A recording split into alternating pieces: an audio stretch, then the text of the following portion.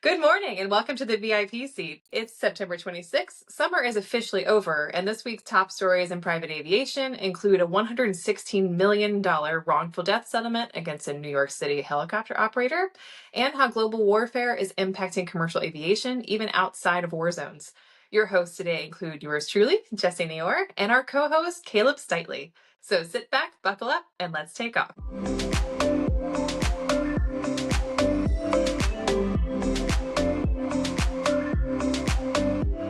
All right, so our first story this week, we've seen these things popping up, but now it's becoming pretty extreme based on the latest reports. So, given the situation in Ukraine, the Middle East, there's a lot more warfare going on in the world these days. And that's leading to a lot of increase in electronic disturbances in aircraft. It used to be back in February of this year, there were only a couple dozen flights a day that were affected. But back in August, we're now seeing it's happening up to 1,100 times. This is reports of clocks resetting to earlier times, false alarms, misdirected flight paths, all sorts of weird things happening, not only in the war zones, but also after departing from those areas. Caleb, what are you hearing? I mean, any business aviation flights we've heard of so far affected, or is this mostly the airlines at this point? Yeah, no, I think that over the last 2 years, we've been seeing the uptick in these incidences happening. Operators such as myself and others really are using, I think it's interesting that we're using like ops group kind of crowdsource and learn about these sorts of spoofing that are occurring to kind of get updates in real time. But yeah, we are seeing this impact business aviation flights, not only in the Middle East, but across the globe. So it's something that's really come on operators' radars pretty quickly. So I was recently in Israel about a month ago. What's crazy is even when you're there locally in certain areas, I'd look at my phone and it would say that I was in Beirut or I was in Cairo, and I was like, "Wait a second, what's going on?" But it's all this jamming of the systems to make sure that Mhm. locations can't be targeted. These device, rockets and other things get distracted from where they're actually supposed to go.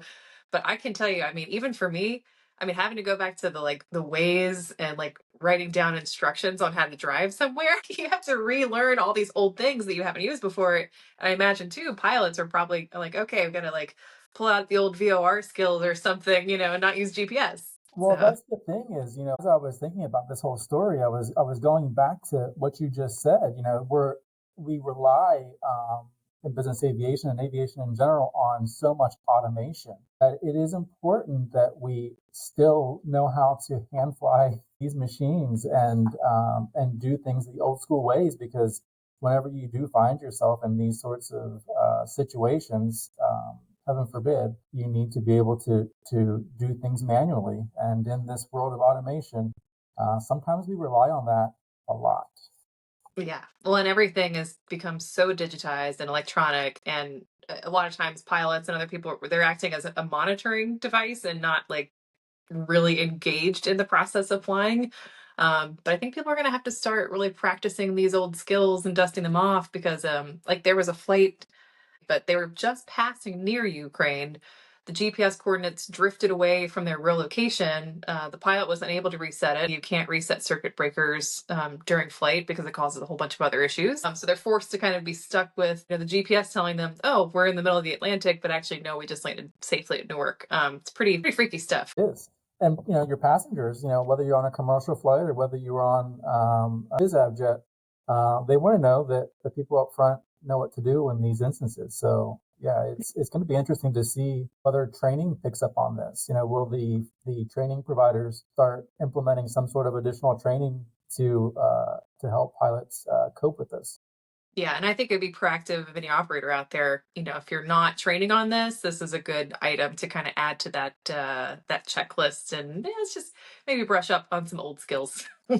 And especially if you're operating around the world, like I said, I know that the ops group emails that come out every morning and throughout the day are a good source. But for operators who are operating internationally, definitely is a great way to crowdsource and learn where these instances are happening to help you be prepared. All right, Caleb. So this has been a hot topic over the last couple of years, really. But it's starting to heat up quite a bit now that representatives and senators are getting involved in the Part 380 security issue. So last month, Representative Nick Langworthy, he introduced a new bill called the Safer Skies Act, which basically wants to force Part 380 operators, which are the charter companies that are selling things by the seat, if for those who don't know, going to force them to go to the same security requirements as the traditional airlines. This has been a big battle between the traditional air carriers and these new upstarts like JetSuite that are offering these Part 380 charters. But it seems like this is getting to a point where there's a lot of political pressure and willpower behind it. A lot of unions are involved, a lot of victim families from previous crashes. So I don't know. How are you feeling about this battle? Yeah, certainly another jab at JSX, if you will. Whenever I read about this, but it's interesting. Typically in business aviation, uh, trips are organized and the passengers all know each other. So I think the one key thing in this 380 is that it's targeting the operators who are selling by the seat. Don't know who's sitting next to us when we get on a United flight or a Delta flight or a Southwest flight. And it's much the same for these 135, 380 operators. You don't know who's sitting next to you. Personally, I think I would feel more comfortable knowing that the person who is sitting next to me went through same sort of security that I would be going through at any other airport. So that's my personal opinion. But it is interesting to see legislation coming out now that is targeting and bringing up the security and safety aspect of the 135 380 operations. Yeah, and I think I'm in the same camp too, and I think it's like it's the industry is totally split.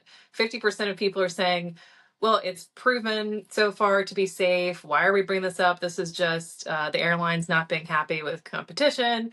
But at the same time, and this was let me get the quote from the Association of Flight Attendants, and I understood where they're coming from with this quote. She Mhm. said, "We applaud Representative Langworthy for taking action to stop the outrageous attempts to skirt safety and security requirements that were put in place following September 11th. Never again," said Sarah Nelson, who is the president of the association. So I get that side of it too. Obviously they're not going through the traditional TSA. They do have their own safety and security processing, but it's just not the same as going through the airport. And I do think too, there are some people who are doing this pretty well. Boutique Air, for one, is at BWI, which is one of my home airports. I get wanting the convenience factor of going to an FBO and not going through that process and how cool that is. But the airlines do have a point at the same They time. do. They do. And it is, for some of these startups, you're presenting something that is a significant cost that, their business models probably haven't taken into consideration. So I can certainly see how, pushback from the operators is to be expected. Yeah. But it seems like if Representative Langworthy and his caucus want it done, it might get done. So I guess we'll just have to stay tuned and see how that goes. Okay, so this next story, I was originally from the helicopter world, so I'm very, I really understand this story and actually used to send helicopters up to New York to do some of these charters back in the day. So there was 2018 crash. Unfortunately, killed 5 passengers in New York City. What happened was essentially the helicopter, there was a fuel valve on the floor that one of the passengers' flip flops got caught on, shut the fuel off, emergency landing in the Hudson. And unfortunately, the floats on the aircraft did not fully inflate. So the thing immediately went into the Hudson. And what was even more complicated with this is that there was a unusual harness system that the passengers were not able to remove to get out of the aircraft. So a lot of pieces to this, but it's essentially resulted in a $116 million settlement for one of the passengers, which is the biggest we've ever seen in New York, probably one of the biggest we've ever seen in aviation in general. And it was pretty startling. The thing that really got me as a former operator, and I'm sure you as an operator too understand this, one of the pilots, and this was just a month before the crash, said in a safety meeting With your carabiner being hard attached to the upper D ring on that yellow harness, you cannot, and I repeat, cannot reach your own carabiner. You will die, drown, trapped at the bottom of the Hudson effing River to get to that. And that just wow. So obviously that won the case for them, I think fairly, because if you have something like that mentioned in a safety meeting and to not act on it like immediately or yesterday, pretty shocking stuff. It certainly is, and you're right. This is 116 million settlement. I think is the most in the United States to date. Earlier this year, there was a 100 million settlement in the Grand Canyon. I think it was 2018 crash as well. So slightly more. We touch on something here as far as operators go. They were really operating this helicopter in a gray zone. It wasn't a tour, but rather a photography flight, which can be argued, either way. Was it an air tour or was it photography Yeah. use? So you start getting into these operating things, and the one thing that again, like you had mentioned, these harnesses that weren't even approved for aviation use that they had to, quote, cut themselves out of in the event of a crash. Um, I certainly wouldn't get on a helicopter that I knew I had No. to cut myself out of should something happen. So, it's back to, it kind of leads into safety. You think you talked about this earlier in one of your other shows about our operators now being with the new SMS requirements for air tour operators. I think that we're going to start to see some more of these gray areas have to come into compliance with what so many of us other operators already do. So in the grand scheme of things, safety is key to keeping the industry moving forward. I did think that it was interesting, though, in the settlement, they kind of split the liability up amongst the operator, the float Yeah. manufacturer, and the broker who arranged the flight. So I thought that was really interesting that the broker who arranged the flight actually had the most liability. And I think that was referenced in some of the documents too, just how much pressure the broker was kind of exerting on the operator, which I think is great. That I mean, there's some accountability there. I don't know if I've seen that in a previous case, really. And they're still operating to this day. They're doing the same off-door helicopter rides. And yeah, I think passengers really don't know what they're getting into sometimes, especially in New York City, and they take unnecessary risks that if they could just do a little more research, maybe going to another operator that had a better safety rating or a better history, higher liability limits. There's some due diligence that I wish passengers knew how to do, but unfortunately, you're going to New York on vacation and you just assume, oh, the FAA has got it covered. I don't have to worry about it. But then unfortunately, there's this really scary potential out there that people just don't know they're getting into. Yeah, I think, as operators and as part of the industry, we oftentimes take for granted that we know what Wyvern or Argus or Isbeo mean. And so many of our buyers, our clientele, they don't understand this terminology. They don't understand the difference between Wyvern, gold or platinum. So it's something that is truly an education process that I'm not sure I've ever had a retail client ask for what's the difference between. They don't even know it exists. So Yeah. it is an interesting story that folks are being held accountable for. Yeah. And I think too, if it, for a private flyer out there that's considering hopping on a helicopter in New York City, maybe at least get the understanding of what their insurance liability limit is. I think that can be a telltale sign. It's a lot lower than it used to be because insurance companies these days don't want to cover a lot of these flights because of these accidents that are occurring. But I think as a minimum, get that so you know who's operating the flight, how much coverage they have. Because if it's, $1 million in liability coverage, that's not someone you want to be flying with. Exactly. I don't even know if you can get it these days, but it used to be, 50 million was kind of the standard. It's probably more like 20, 25 if I had to guess right now, but at least you can ask that information and they should be able to give that to you as a minimum. Right. So, in other vertical news, it sounds like powered lift or urban air mobility or advanced air mobility, whatever we're starting to call it these days, it has many names, is moving along. There was a Honeywell Advanced Air Mobility Summit in Washington, D.C. last week. And Christopher Coase, who's the acting undersecretary for transportation at the DOT, said that they expect new special federal aviation regulations coming out in the next few weeks for these eVTOLs. And this is on the heels of, they came out with a notice of proposed rulemaking last year that met with a lot of industry frustration, given some of the things that were in there. But it looks like maybe we're seeing the future of the AAM industry evolve. But we'll see. We'll see how this is going and developing. Yeah, it is really interesting because we are truly in brand new territory. It's something our industry has never seen before. So it's encouraging to see that the FAA is taking the industry comments into consideration. Again, sometimes we don't like what's dictated to us. So seeing that they're actually taking this into consideration is encouraging. Yeah. And I had this conversation yesterday. My husband's a helicopter pilot, so he has a lot of opinions on this. And we were talking about one of the big issues that came up last year in the NPRM is that they're requiring in aircraft training, as we all have to do with our fixed wing or rotorcraft aircraft.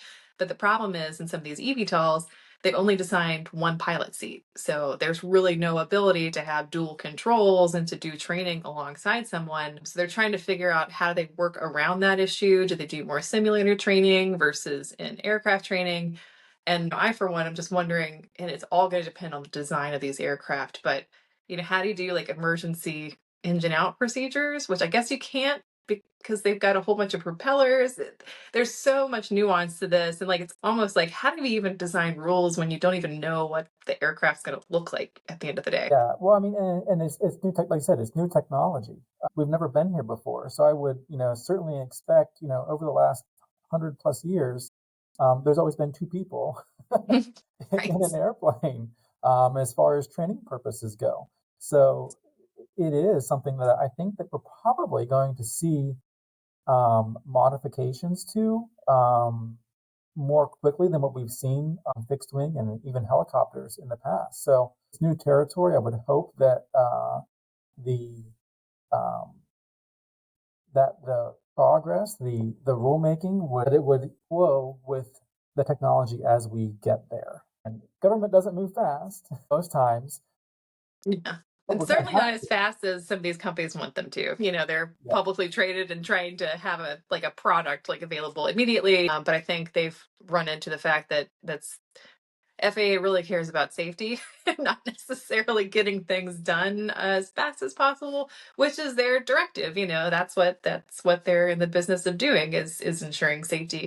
But man, yeah, I mean, to design a rule that's flexible enough to meet all the coming designs and ideas versus having something that is proven. We've been training aircraft, pilots in aircraft for many, many, many decades now, and aircraft training is pretty vital. That's been a big piece of the training component. So how do you work around that? But they're trying to. Conference attendees at this event were hoping that by the time the Los Angeles Olympic Games come around, they'll be able to use that event in 2028 as an AAM showcase. So we'll see if we have some Jobies and archers buzzing around at the Los Angeles Games. And we'll see if they actually hit their date of December the 16th to roll these regs out.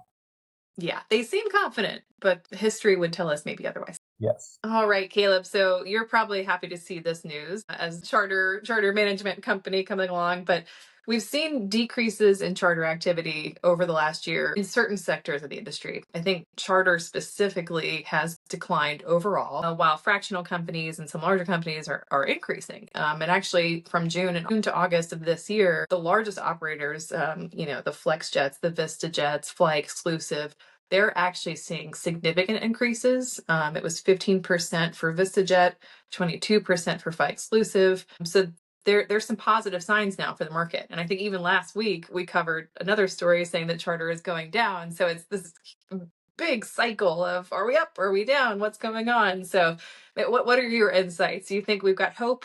Is it It's getting great. busier? No, it's great news for the industry. I think, over the last year, we've been seeing these numbers come in each month and, decline year over year or month over month. And so it was encouraging to see some of these numbers. I think, honestly, we need to dig a little deeper into the numbers Yeah. I certainly see where fractional usage is up. As an operator, we're seeing more 91 flying, a slight uptick in 91 flying, which means as a management company, if 91 flying is up, it's less availability for charter, which Hmm. then you would expect a decline on the charter side. And one of the other questions I asked myself as I was looking at these numbers, some of these operators have increased their fleet size in the last year. So we would expect to see additional flight hours under some of these big operators, especially if they've increased their fleet size in the last year.